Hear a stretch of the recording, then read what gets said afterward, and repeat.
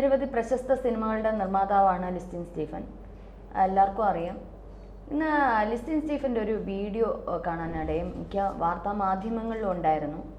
ഇന്നൊരു പ്രമുഖ നടൻ, ആ വീഡിയോ ഇങ്ങനെയാണ് പറഞ്ഞിരിക്കുന്നത്: ഒരു പ്രമുഖ നടൻ ഒരു തെറ്റിന് ഇന്ന് തിരി കൊളുത്തിയിട്ടുണ്ട്. അത് ഒരു മാലപ്പഴക്കം ഒരു മാലപ്പടക്കത്തിനാണ് തിരി കൊളുത്തിയിരിക്കുന്നത്. അത് വലിയ തെറ്റാണ്, അത്തരത്തിൽ ആ നടൻ ചെയ്യരുത് എന്നൊക്കെ തരത്തിലുള്ള ഒരു വീഡിയോ ആണ് ഇപ്പോൾ പ്രചരിക്കുന്നത്. അപ്പോൾ ഈ നടൻ സ്വാഭാവികമായിട്ടും ആരാണ്? വലിയ തെറ്റിലേക്കാണ് വീണ്ടും ആ നടൻ പോകുന്നത്. ഇന്നൊരു വലിയ തെറ്റിന് തിരി കൊളുത്തി എന്നൊക്കെ പറഞ്ഞ കമൻറ്റുകൾ ശരിക്കും വരുന്ന പൃഥ്വിരാജ് ഇനി അടുത്ത വല്ല മാലപ്പടക്കത്തിന് തിരി കൊളുത്തിയോ? എമ്പുരാൻ്റെ ഇത് കഴിഞ്ഞിട്ടില്ല, ഇനി അടുത്ത ഒരു തെറ്റിന് വല്ലതും വീണ്ടും തിരി കൊളുത്തിയോ? കാരണം ഒരു വലിയ ബോംബ് തന്നെയായിരുന്നു എമ്പുരാൻ എന്ന സിനിമ കേരളത്തിൽ ഇട്ടിട്ട് പോയത്. അപ്പോൾ സ്വാഭാവികമായിട്ടും കമൻറ്റുകൾ ഇതിലേക്ക് വരുന്നത് എല്ലാം അതിലേക്കാണ്. നമുക്കറിയാം, ലിസ്റ്റിൻ സ്റ്റീഫനും പൃഥ്വിരാജ് വലിയ സൗഹൃദം അവരുടെ ഇടയിലുണ്ട്. മാത്രമല്ല, എമ്പുരാൻ സിനിമ വന്നപ്പം പോലും അതിനെ അനുകൂലിച്ചാണ് ലിസ്റ്റിൻ സ്റ്റീഫൻ മറുപടികളൊക്കെ പറഞ്ഞിരുന്നത്.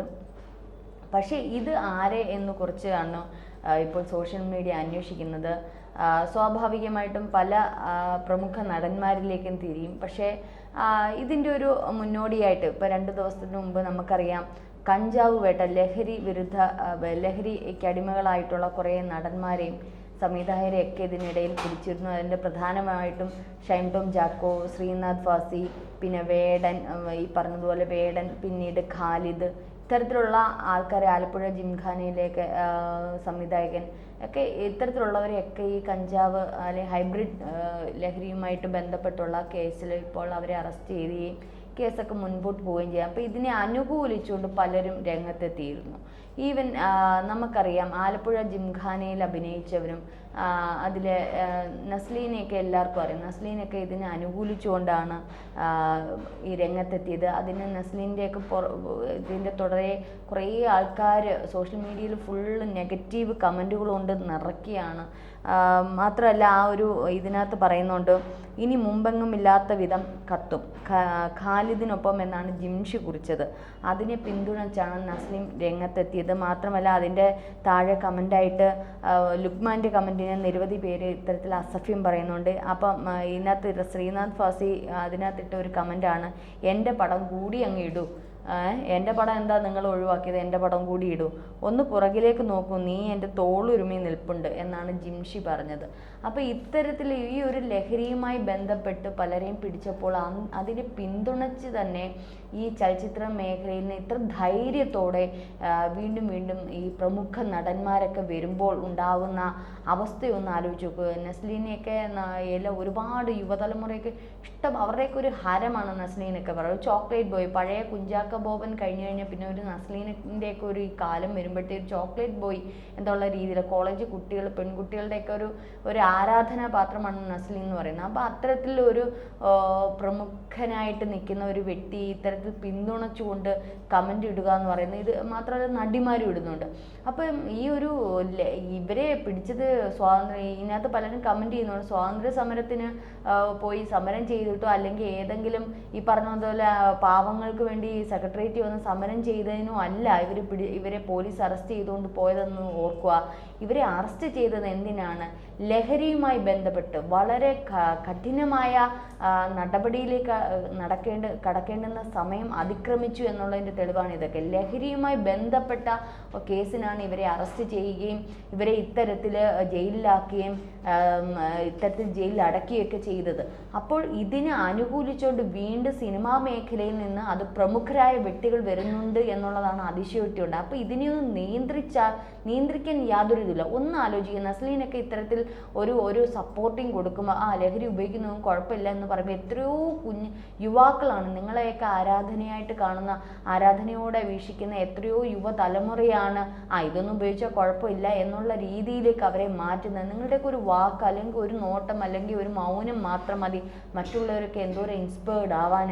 അപ്പം ഇത്തരത്തിൽ അനുകൂലിക്കുന്ന തരത്തിലുള്ള, അതും ലഹരിയുമായി ബന്ധപ്പെട്ട് അനുകൂലിക്കുന്ന തരത്തിലുള്ള കമൻറ്റ് ഇടുമ്പോൾ അത് വലിയൊരു വിപത്തിലേക്ക് തന്നെയാണ് അത് നയിക്കുന്നത്. ഒരു പക്ഷേ അപ്പോൾ ഇത്തരത്തിൽ ലിസ്റ്റിൻ സ്റ്റീഫൻ ഉന്നം വെക്കുന്നത് നസ്ലീനെ ആണോ എന്നുള്ളത് സംശയമാണ്. കാരണം അത് ഇന്ന നടൻ അല്ലെങ്കിൽ ഇന്നതാണ് വിഷയമെന്നോ ഒന്നും തന്നെ ലിസ്റ്റിൻ സ്റ്റീഫൻ പറഞ്ഞിട്ടില്ല. ഊഹാപോഹങ്ങൾ മാത്രമേ ഉള്ളൂ. പലരും പലരിലേക്ക് ഇപ്പോൾ പൃഥ്വിരാജിലേക്ക് ഉന്നം വയ്ക്കുന്നുണ്ട്. പൃഥ്വിരാജ് എങ്ങനെ ഇനി പുതിയ സിനിമയ്ക്ക് എങ്ങനെ തിരികൊടുത്തു, ഇനി വലിയ അടുത്ത മാലപ്പടക്കമാണ് എന്നൊക്കെ തരത്തിലുള്ള പ്രശ്നങ്ങൾ വരുന്നുണ്ട്. പക്ഷേ ലിസ്റ്റിൻ ഇനി മിക്കവാറും കാരണം ലിസ്റ്റിനെ നമുക്കറിയാം, ലിസ്റ്റിൻ എടുക്കുന്ന ചില തീരുമാനങ്ങൾ, ചില എന്ത് പറഞ്ഞാലും അതിൻ്റെ ചില വാക്കുകളൊക്കെ ഒരു പക്ഷേ നല്ലതിലേക്കായിരിക്കാം.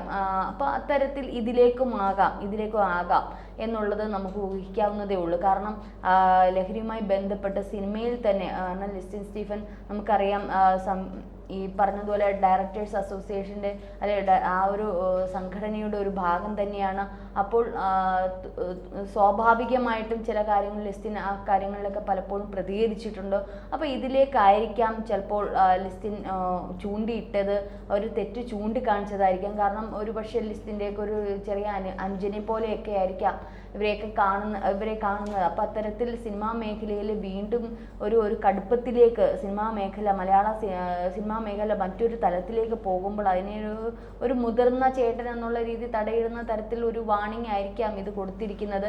എന്ത് തന്നെയായാലും ഇതിൽ ഊഹാപോഹം മാത്രമാണ്. പക്ഷേ അതിനോടനുബന്ധിച്ച് ഇപ്പോൾ ഈ സോഷ്യൽ മീഡിയയിൽ ഇത്തരത്തിലുള്ള കമൻറ്റുകൾ, നസ്ലീൻ ഇത്തരത്തിലുള്ള പ്രഖ്യാപനം അനുകൂലിച്ചുകൊണ്ട് ലഹരിക്ക് കേസെടുത്തവരെ അനുകൂലിച്ചുകൊണ്ടുള്ള ഈ ഒരു പ്രഖ്യാപനം വീണ്ടും മലയാള സിനിമാ മേഖലയെ ഇത്തരത്തിൽ നാശത്തിലേക്ക് നയിക്കുന്നു എന്നുള്ളതാണ് നമുക്ക് കാണാൻ പറ്റുന്നത്. കാരണം ഒരിക്കലും അനുകൂലിക്കരുത്. ഇത് തീർച്ചയായിട്ടും സംഘടനകൾ ഇത്തരത്തിൽ അനുകൂലിച്ചവരെ പോലും അത് വിലക്കണം. അതിന് വേണ്ടുന്ന തക്ക ശിക്ഷാ നടപടികളാണ് ഇതിന് വേണ്ടുന്നത്. വേടന്